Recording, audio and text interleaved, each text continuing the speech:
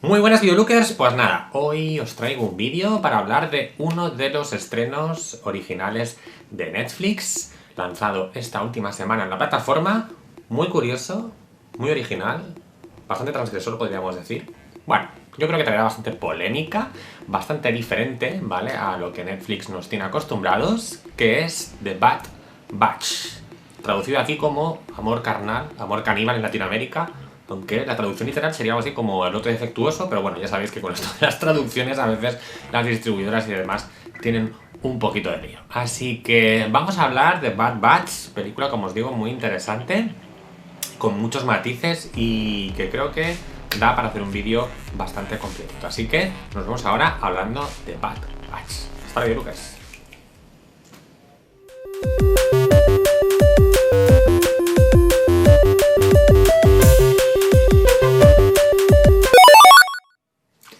Pues ya se ha estrenado The Bad Batch en la plataforma de Netflix, película escrita y dirigida por Ana Lily Arimpour, ¿vale? Cuidado con el nombre.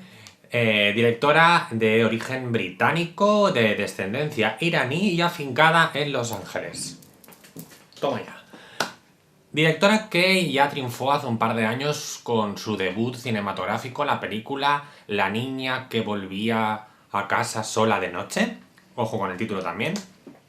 Y en el que ya nos demostró su peculiar visión del mundo, ¿vale? Y una narrativa muy arriesgada, ¿vale? Y muy, sobre todo, podríamos decir que bastante visual, y con esa especie de contraste entre poesía y gore que también vamos a poder ver en esta película de Bad Batch, de la que yo creo que bebe bastante, como os digo, de su progenitora. Película interpretada en este caso por Suki Waterhouse y Jason Momoa, esa especie de armario empotrado del Ikea que digamos que no cabe casi ni en la pantalla, ¿vale?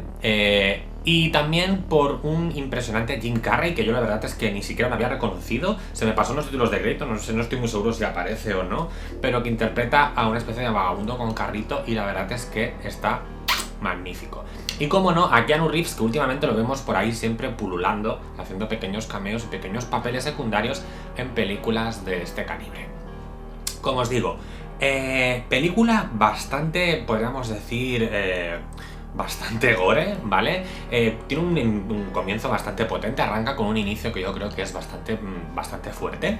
Y a partir de ahí se van desarrollando todos los hechos. Para poneros un poco en antecedentes, para los que no la hayáis visto o estéis pensando en verla, habéis visto el tráiler y no habéis entendido muy bien de qué va la cosa, os voy a poner un poco en antecedentes, pero The Bad Batch explica la historia en un futuro, vamos a decir que distópico, en el que la sociedad norteamericana, podríamos decir que de alguna manera envía toda la purria, o lo que ellos consideran purria, ya sea pues gente inmigrantes, gente con problemas con drogas, delincuentes, lo que ellos llaman lotes defectuosos, y los mandan a una especie de campo de, vamos a decir, no es un campo de concentración, pero es una especie de prisión ahí en el desierto de Texas, y les ponen una valla para que no, digamos que distanciarnos de la civilización. Algo como muy de la era Trump, ¿vale? Y que yo creo que la directora es lo que precisamente andaba buscando un poco reflejar. Como os digo, nos encontramos con la protagonista que recién es repudiada de la sociedad y enviada a esa especie, como os digo, de desierto en la que se encuentra todo tipo de seres indeseables, y a partir de aquí vemos cómo poco a poco nos van introduciendo en este submundo, ¿vale?, del desierto, en el que, bueno, pues digamos que la propia inercia o podemos decir, el ser humano, de alguna manera, que está ahí recluido, ha buscado con sus propias herramientas, han formado como una especie, como os digo, de sociedades en las que están divididos en diferentes grupos. Podemos ver un grupo de caníbales vigoréxicos, en este caso es un poco el grupo al que pertenece Jason Momoa, que se dedican básicamente a sobrevivir a base de canibalismo, ya que allí, como os digo, los recursos son mínimos y hay muy poca comida. Lo que hace que, como os digo, haya un grupo que se dedique un poco a básicamente sobrevivir a base de comerse a los otros desgraciados que se van perdiendo por ahí por el camino. Y por otro lado tendríamos una especie de, como os digo, de sociedad en el que, bueno, tenemos a Keanu Reeves como padre de ceremonias, llamada, creo que, ¿cómo la llaman? Algo así como Comfort, que sería como, digamos, un poco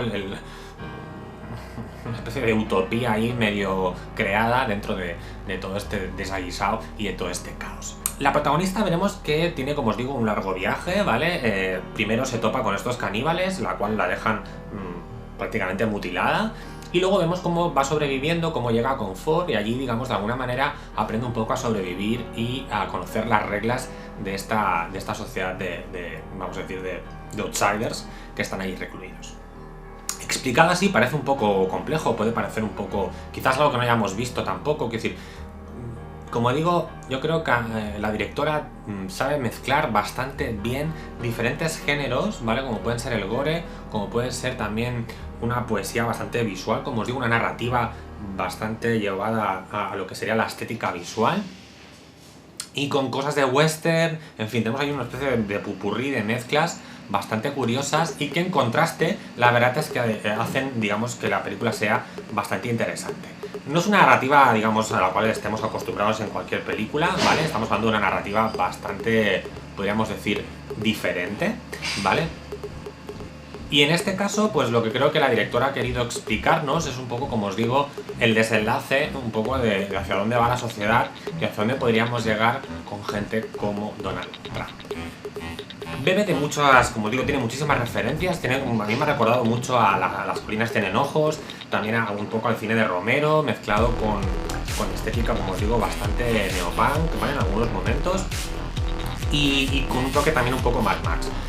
Luego creo que pierde un poco el fuelle a partir del segundo acto, creo que la película quizás se recrea demasiado en esta narrativa, como os digo, un poco visual y un poco poética, y en algunos momentos yo creo que se pierde un poco el hilo, creo que los personajes quedan como muy difuminados, creo que al final le falta un poco de chicha, ¿no? Que quizás el trasfondo de algunos personajes puede estar un poquito más trabajado, ya que nos cuesta a veces un poco empatizar con algunos de ellos. Como os digo, quizás el personaje, digamos, que consigue arrancarte, por así decirlo, un poco, no diría una sonrisa, pero sí que, digamos, te remueve un poco algo, es, como os digo, el personaje interpretado por Jim Carrey, ¿vale? Que sería un poco una especie como de vagabundo ambulante entre estas dos sociedades, ¿no? La de los caníbales y las de los habitantes de Confort.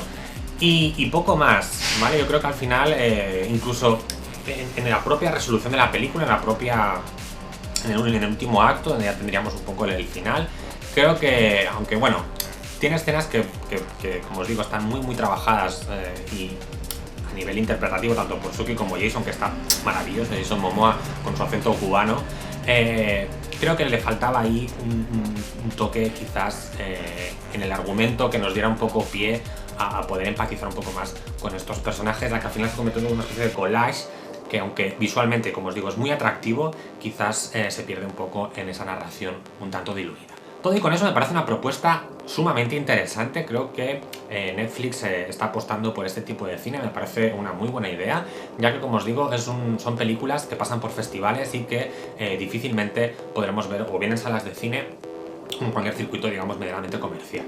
Así que me alegro de que Netflix, por alguna manera, pues apueste por este tipo de títulos que, como os digo, son bastante difíciles o son pequeñas joyas del cine que de otra manera no tendríamos posibilidad de ver.